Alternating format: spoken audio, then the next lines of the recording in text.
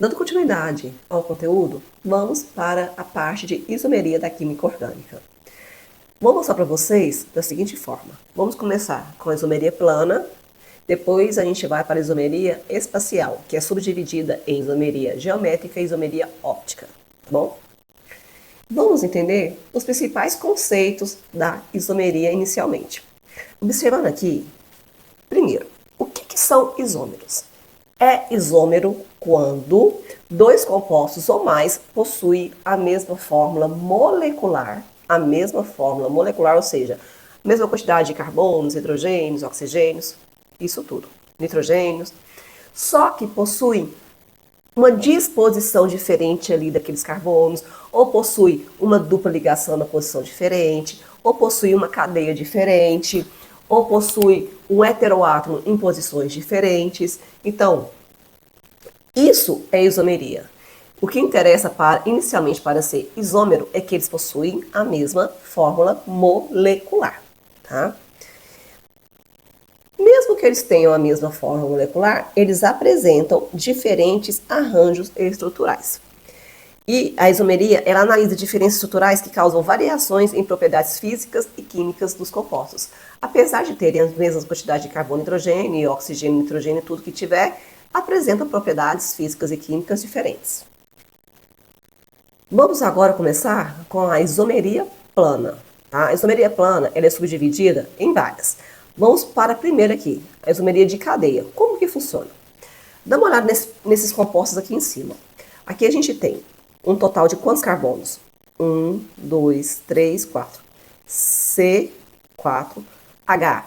3, aqui 2 disfarçadinho, 2 disfarçadinho aqui, 3 com 3, 6, 7, 8, 9, 10. 10 Hs, concorda comigo? Vai aqui pro lado e vê quantos carbonos tem ao todo. 1, 2, 3, 4. 4 carbonos. Hidrogênios. 3, 6, 9.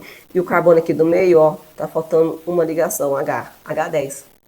Então, vocês estão vendo que são dois compostos aqui, de cadeias diferentes, que possuem a mesma fórmula molecular. Se possuem a mesma fórmula molecular, são isômeros. Eles são isômeros. Se são isômeros, porque possuem a mesma fórmula molecular. Só que um está com uma cadeia simples, sem ramificação, sem nada. O outro tem uma cadeia aqui, ó, e tem uma ramificação aqui, não tem?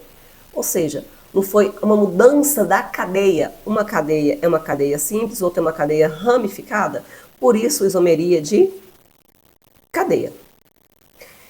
É lógico que as propriedades químicas desse composto mudam. Olha aqui, ó. Diferentes arranjos da cadeia influenciam as propriedades físicas e químicas das substâncias isoméricas. Por isso que é importante saber qual composto que você está sintetizando, ou seja, obtendo em um laboratório, para saber o real princípio ativo desse composto.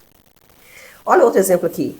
Eu tenho o N-butano e o isobutano. Esses dois possuem a mesma quantidade de carbono e hidrogênio, só que disposição diferente. Isso muda muita coisa. Entre elas, propriedade física e química. Aqui eu tenho outro, ó. Eu tenho pente-1-ano, que é a ligação dupla, tá aqui. E eu tenho o ciclopentano, cadeia fechada e cadeia aberta e ramificada. Não é uma diferença da cadeia, por isso isomeria de cadeia. É bem facinho, não é? Se você prestar bastante atenção, isso aqui é muito intuitivo. Por quê? Porque, primeiro, para ser isômero, é sempre conferir a fórmula molecular. Se tiver a mesma fórmula molecular, isômero. Aí você vai ver qual que é a diferença que tem um com o outro. Se a diferença for a cadeia, isomeria de cadeia. Agora, de posição, como que funciona? Dá uma olhada nesses dois compostos que estão aqui.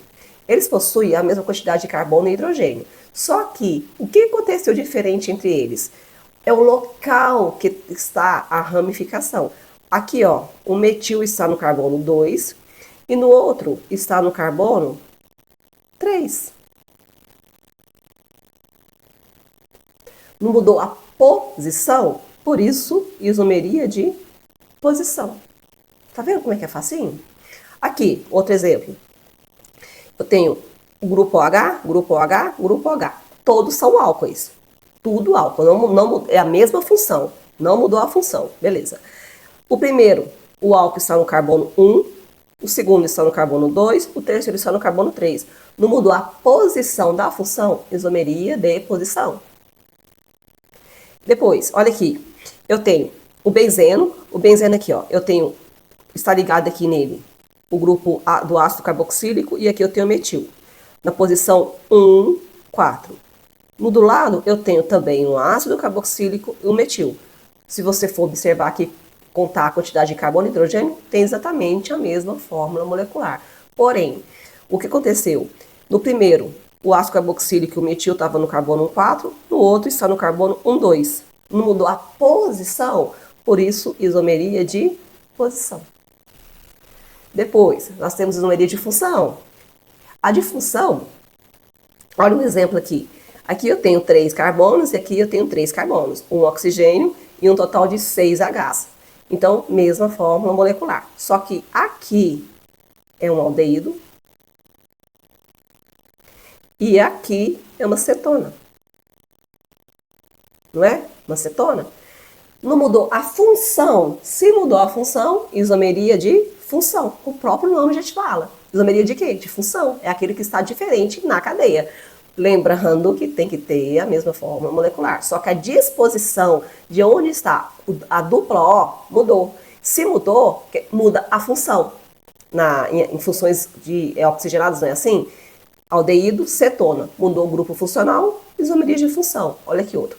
Esse aqui que está agora, ele é muito cobrado, tá? Fiquem atentos a ele. É bem comum ficar comparando o álcool, esse aqui é um álcool, com o grupo éter.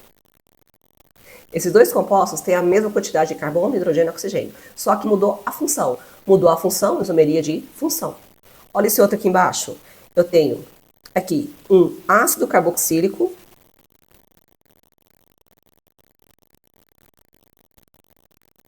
e tem um éster. Certo? Não mudou a função, isomeria de função. Então, fica mudando a função. Mesma quantidade de carbono, hidrogênio, oxigênio, se tiver nitrogênio. E aí, mudou a função, isomeria de função. Agora, eu quero que vocês fiquem bem atentos a essa. Isso aqui é uma isomeria de compensação. Observe o nitrogênio. Olha lá. O nitrogênio aqui, ó, que é o grupo amina, né? Isso aqui são grupos aminas, está aqui, ó. Para um lado 2 carbonos, para o outro 3 carbonos. No composto do lado, ele ficou para um lado 4 carbonos e para o outro 1 carbono só. Não foi isso que aconteceu? A impressão que passa é que isso aqui é uma isomeria de posição, mas não é. Por que não é? Porque posição, o composto que está mudando de lugar, não pode estar dentro da cadeia, ou seja, não pode estar entre carbonos, não pode ser um heteroátomo. Quando ele é um heteroátomo, que é algo diferente de carbono, que não seja carbono, é o que está acontecendo aqui com o nitrogênio. Então, isso daqui é o nome de isomeria do tipo de compensação e também muito falado, metameria, tá? É a mesma coisa, só mudou o nome. Ou seja, quando um heteroátomo muda de posição, mudou de posição, que está dentro da cadeia heteroátomo, vou escrever aqui para vocês, heteroátomo,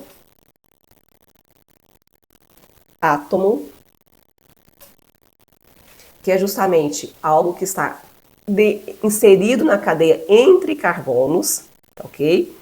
Aí mudou a posição. Se você contar a quantidade de carbonos, hidrogênios e nitrogênios que tem, que são iguais, são isômeros. Porém, um está entre 2 e 3 carbonos e o outro está entre 4 e 1 carbono, mudou a posição.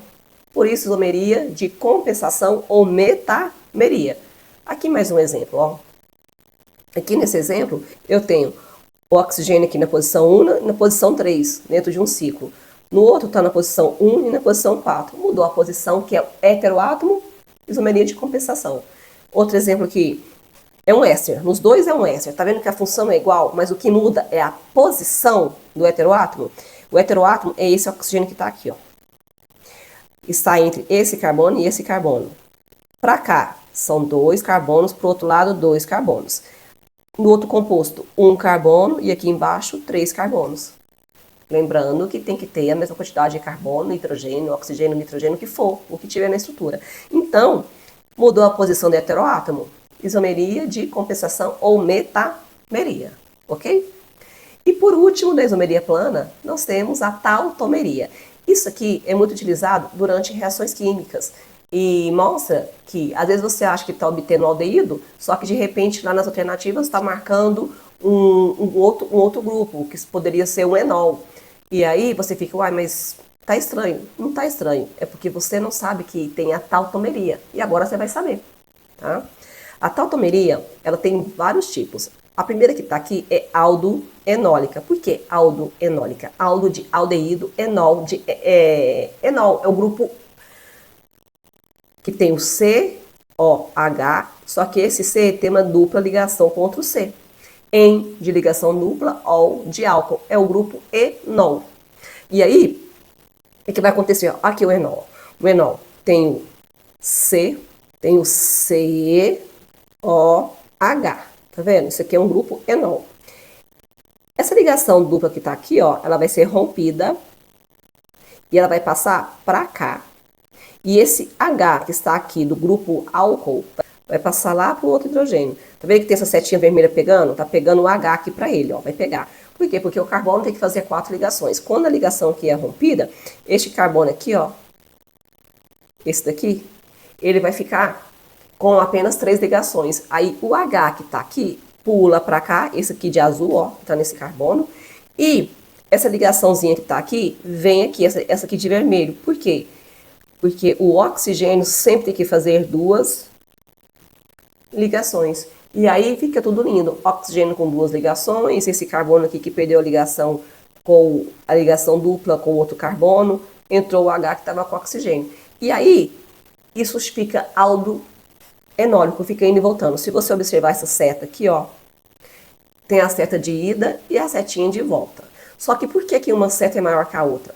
A que é maior está me mostrando que a tendência é formar o grupo cetona ou aldeído. Por quê? Porque aqui é radical, ó.